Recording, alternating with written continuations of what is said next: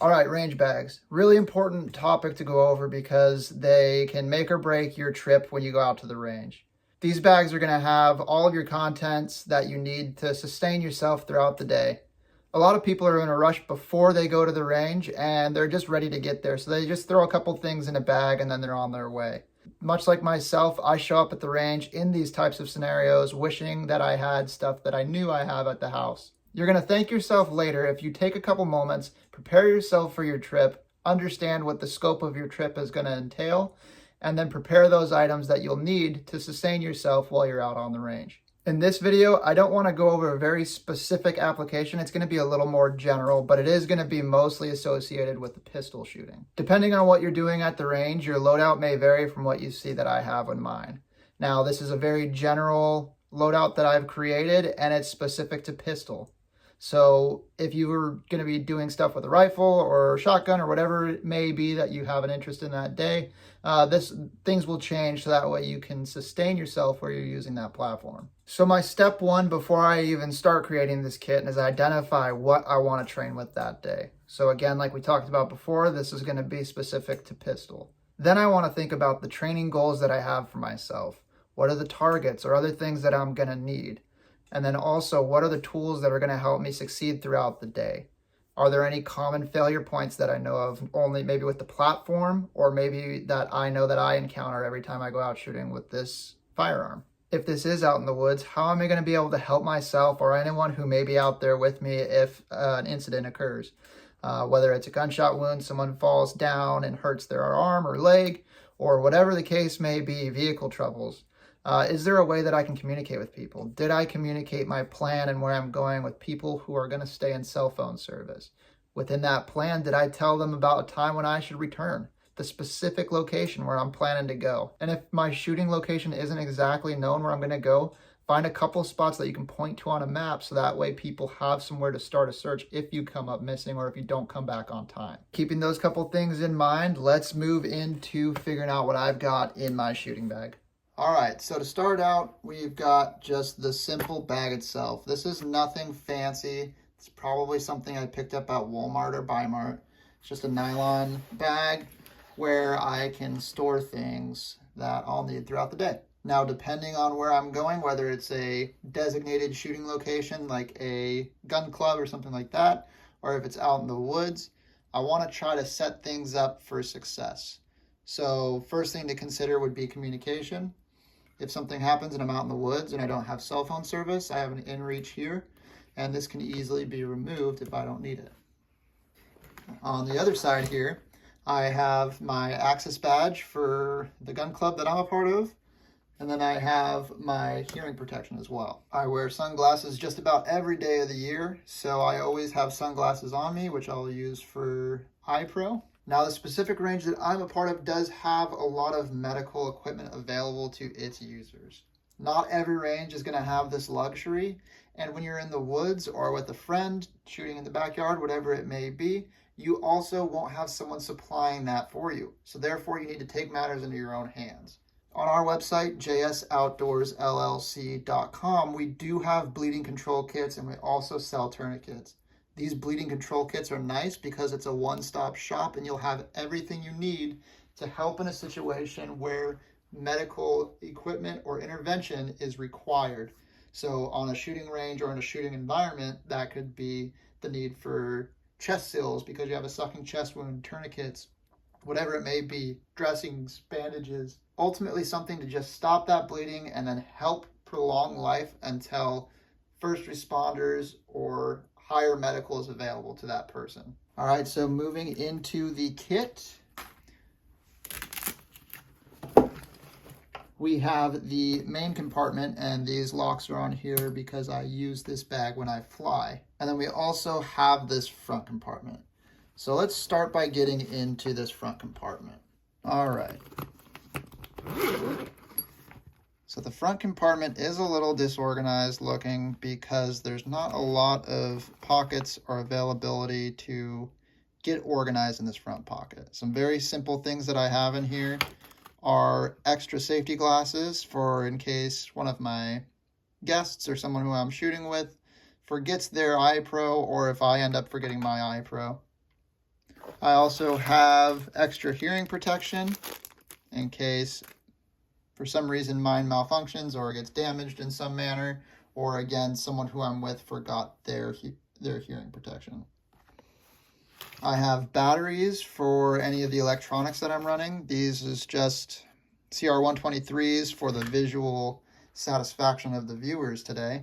However, you want to make sure that you have the specific batteries for the specific equipment that you're running. That way you can render that operational again if those batteries do die. All right, moving on from there, we have the old Write in the Rain dirt bag and some writing utensils. So Write in the Rain pen, mechanical pencil, and then Sharpie. Sharpie can help you mark up your targets, show where your hits are, whatever you need, all of your Sharpie needs. And then also we have the book. So this will help me keep notes depending on the type of shooting I'm doing or any sort of information I feel like I need to review later. Then I can put it in there and then do so at my own leisure. And for example's sake, for this video, we have a really small kit for the Romeo Zero, which is an optic that I use on my pistol. In this little Romeo Zero kit, I have a small Allen key, which helps me make the adjustments that I need, and then also Q-tips, because if you carry an optic on your carry pistol, you will know that lint and debris a lot of the times gets shoved up into that optic, and then it's really nice to have something easy like that to clean it out. All right, and for your viewing pleasure, this is the front pocket. So in recap, we have the writing utensils and something to write on. We have this emulating our toolkit for different items that we may need to sustain ourselves throughout the day.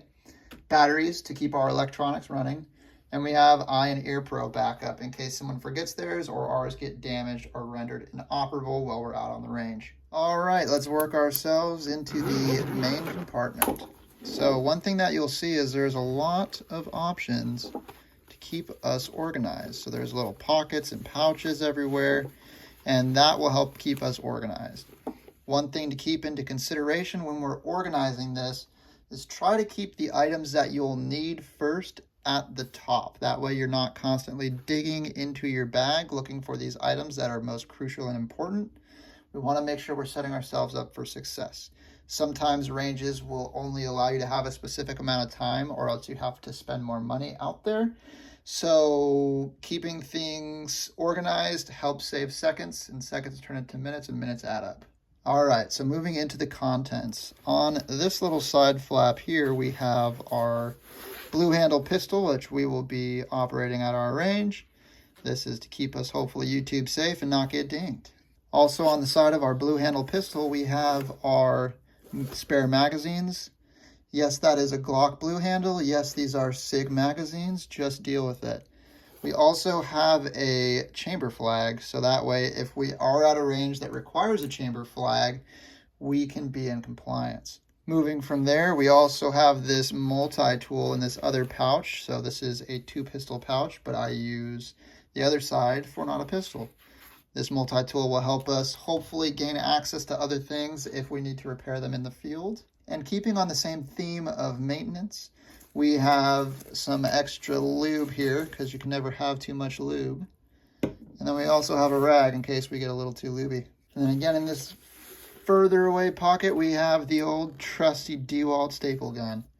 And the backup staples, because it never fails. You get out to the range, you've got your staple gun, but you forgot your extra staples, and there's only 3 left. And then you have a very short day, or find improvised objects to hang your targets with. We've got our ammunition that we are ready to use for the day. So make sure you are getting enough ammunition to do what you want. And another tip is try to have a job for every bullet that is in here. So an example of that would be the first 10 rounds, I really want to work on trigger pull. After that, I really want to work on some from holster firing. So we're going to designate 10 rounds to that. And then maybe the rest of these rounds are going to be designated to, I don't know, whatever your little heart desires. But having a job for every round that you bring to the range will help you train more proficiently. We also have some tools to help us load magazines if we don't have the ability to load them on our own and our hands are too soft from working behind a desk all day. And if you're interested in keeping your brass, a Ziploc baggie works nicely.